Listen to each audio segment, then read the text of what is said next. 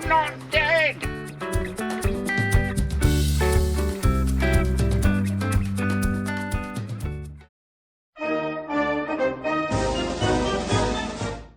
Hello and welcome to the channel. I'm a patriotic American. However, about 5 years ago, I started thinking about where I wanted to spend the rest of my life, considering I'm getting up there in age, and I realized I couldn't stay in America. I don't want to work the rest of my life until the very day that I die. And quite frankly, with the way the economy is and the way my lack of retirement savings is, and there's just no way I could afford to stay in the United States and retire on just Social Security. And that's basically what I've got to work with at this point. With that in mind, I want to stress that the reason I'm leaving the United States isn't because of politics. It has nothing to do with moral disagreements or anything like that, or the way the country's even going or being run. It's really not political. I have disagreements with a lot of it, but it's totally financial. I would be doing this regardless of what's happening in the world. And that being said, there's a lot going on in the world, and unfortunately a lot of the bad stuff going in the world is being spearheaded by my country. I actually made this video as the second in the series before I moved from the United States, as part of my travel series, and I did it back in January, end of January, right after inauguration, and I kind of sat on it for a while. I just got the first video out last week, and we're in the second week of April now. Thing is, the first version I did was far too long, and by now, with the chaos that's going on everywhere, a lot of it's just not accurate. So I reshot the whole thing over again. At this point, like I said, mid-April, our country just put tariffs on every country in the world, and a few days later took them down. And stock market's up and down, and people are worried about their savings and their 401ks and that kind of thing. So it's very chaotic, and we're really not sure what's going to happen. But they're not looking real good.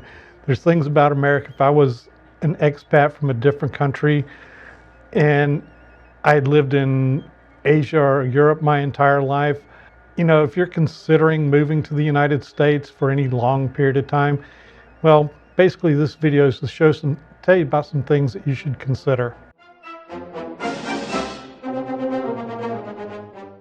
Okay, number one is visas. We have the two easiest to get are the B1 and B2 visas. The B1 is for business and the B2 is for tourist. They require the least amount of paperwork and hassle. Others like student, immigrant, and work visas are available, and the coveted green card and future gold card are all are things that you're just going to have a lot more time with. You're going to have a lot more documentation. The way things are right now, even students can be ported just for voicing their political views.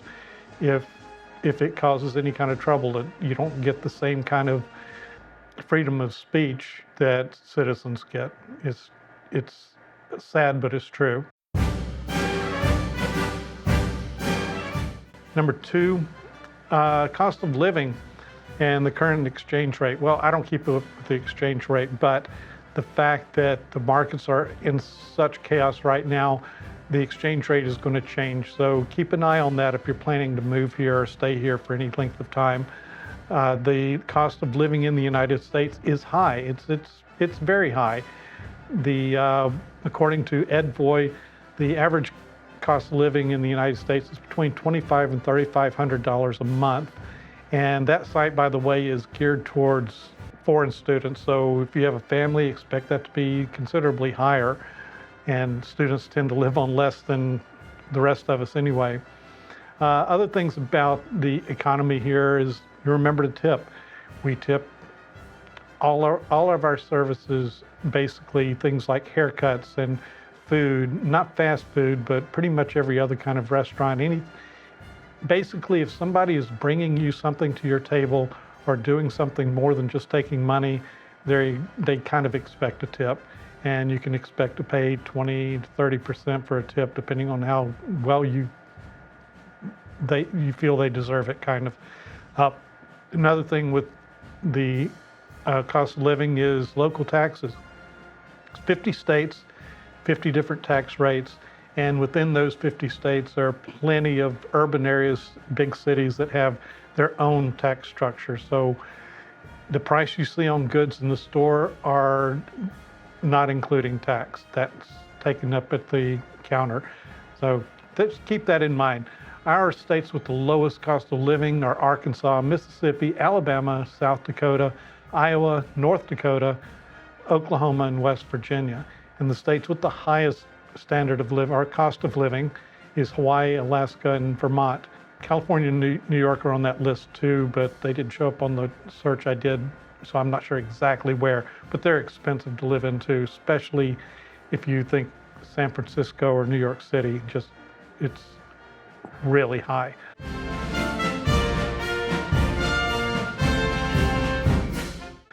Housing and utilities, kind of along with that. Number 3, the rates are going to vary wildly depending on where you live. The average cost of utilities in the United States is between $500 and $600 a month, or $6,000 to $7,200 a year. And that's including electricity, gas, water, sewer, phone, internet, and streamer cable services. Yeah, there's a lot of it. If you're renting an apartment or a house or something, you have to pay connection fees in most areas for things like water, gas, and electricity. So it's kind of a deposit, but it's an out-of-pocket cost nonetheless.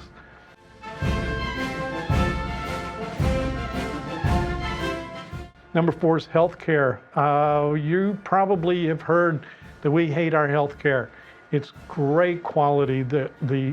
Some of the greatest minds in the world are here, and some of the best doctors and systems and technologies here, but it's out of the reach of anybody without really good health insurance, and the government doesn't provide it.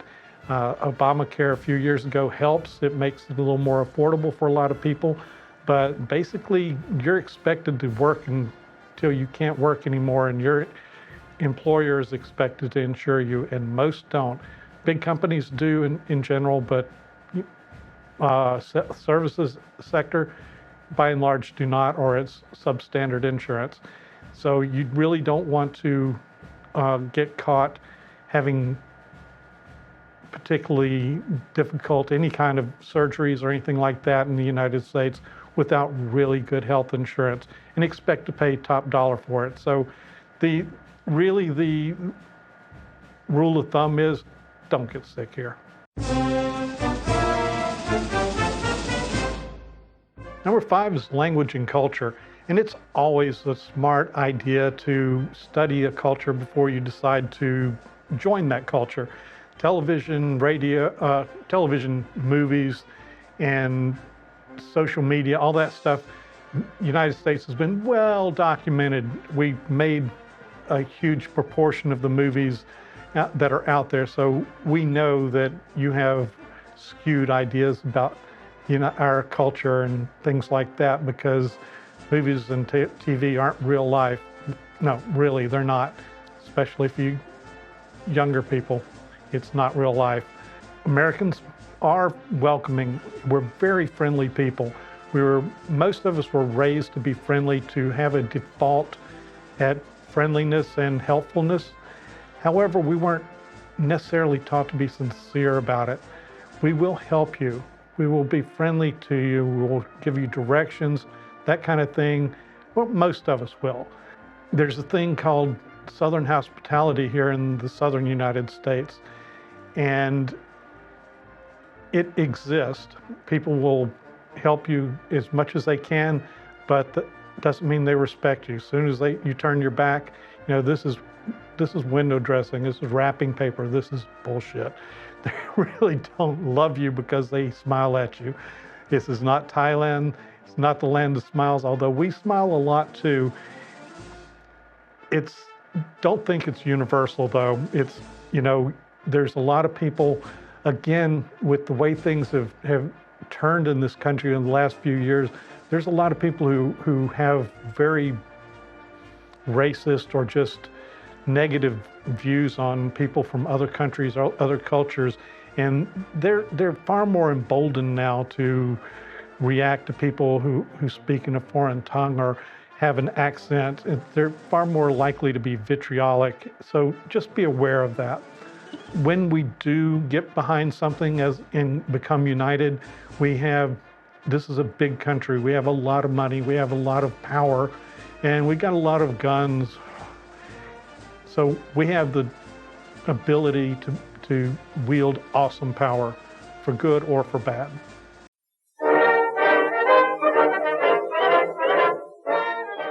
Okay, number 6 is education. We have top-notch colleges and university, but they're very expensive. If you are looking to come to college in the United States, you probably already know this. You may have already had grants or scholarships to help you get in, but again, don't count on having the rights and freedoms that we talk about all people in the United States having. That's just all citizens, at least for the time being. Hasn't always been like that. The elementary schools are right now kind of in the middle of culture wars. There's so much misinformation, disinformation, and just right out lies trying to basically crap on people who are supportive of rights for people who aren't like everybody else, whether it's LGBTQ or whether they're from another country, whether they're alien or whatever. I hate to keep harping on it, but right now our society is broken and there's a lot of crap going on out there. So the schools are a part of that. There's books that are banned in countries that we have supported freedom with for the last 75, 80 years. We're falling behind a lot of those as far as just the exercise of freedom and the restraint on things like banning books and censorship. The other thing about schools that should be mentioned is the school shootings, and that can't be swept under the rug. It can't be underestimated as far as a bad thing to think about when you're considering coming to the United States. Our children go through active shooter drills, the way that my generation went through drills in case there was a nuclear war. Our kids go through active shooter drills in case somebody comes in and starts shooting little kids. And it's unacceptable to me, and it's something you definitely should think about.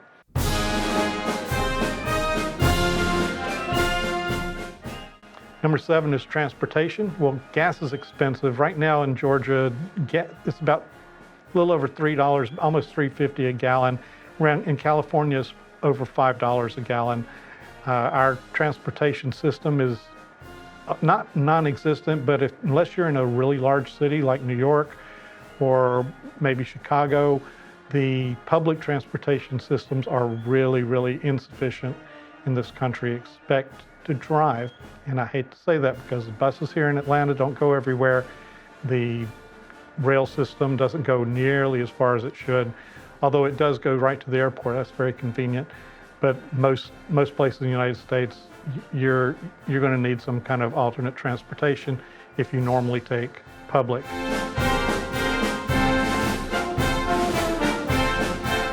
The climate, this is really disappointing that we've once again dropped out of the Paris Climate Agreement, and it's all become a big political fight. Even the government websites have deleted any mention of climate change.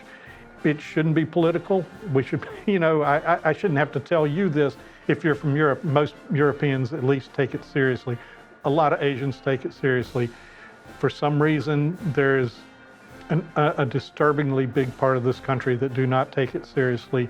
They're so addicted to crude oil and coal that they just, the money's more important than their planet.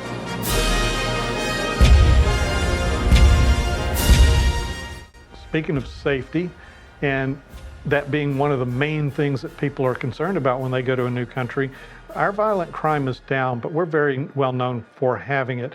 it still exists. It's down, the murders are down right now. You know, you're not likely to get mugged that often. I mean, you don't hear about people getting mugged that often. You don't hear about a lot of random drive-by shootings. A lot of the shootings that happen are gangs or the robberies that involve something more than just a mugging type thing. But, you know, at the same time, especially if you're female, you don't want to be walking around dark areas by yourself at night. In most places, there's communities in this country that are totally safe. But if you've been to other countries like Thailand and been to Bangkok or Malaysia, you are probably used to cities that are far, far, far safer than the United States cities. But you know, lawlessness isn't just about muggers and thieves. So being safe, there's things that you should just, you just have to keep your eyes open. You have to be conscious of your surroundings.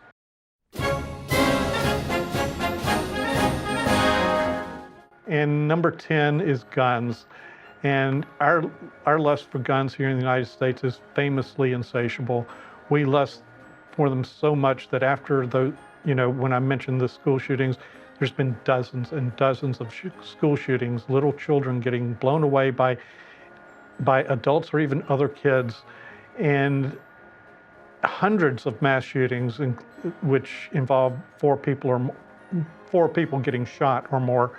There's hundreds of those that have happened, and tens of thousands of people die every year from gun violence here. Over 95% of Americans support some kind of gun laws, whether it's just common sense background checks and registration or limits on capacity and firepower and that kind of thing. But the gun lobby here and certain political extremists, which, like I said, make up less than 5% of the people here, have kept that from happening. There's just too much money in it for the senators that just won't talk about it, and it's politically a no-go. This very small majority, it literally has us held hostage. And in fact, some of these apologists on the gun lobby side and on the pro guns everywhere side, they've actually in several states, southern states mostly, state governments have suggested putting in the 10 Commandments in schools in order to prevent shootings. Yeah, just have your kids practice in case somebody starts shooting, and hope that they read the Bible before they got there, so they'll have a second thought. I think I've already shown that I'm so disgusted with this. But the bottom line is, in this country, if your child is under 19, he or she has more chance of dying because of gun violence than anything else. So if you're an expat from another country, whether it's Europe, Asia, wherever, and you have the money to live in the United States, it's a great country. It's a beautiful country. There's so many regions that you can't go to one part of this country and say, I've seen the United States. It's big, it's got a lot to offer, but this, like I said, was just really to give you a heads up so that you walk into this with your eyes open. So I hope you will subscribe and like this video. Even if you didn't like it, subscribe anyway. Maybe you'll have some reason to watch again and curse me out. But I hope you enjoyed it, and I really hope you see me on the next one.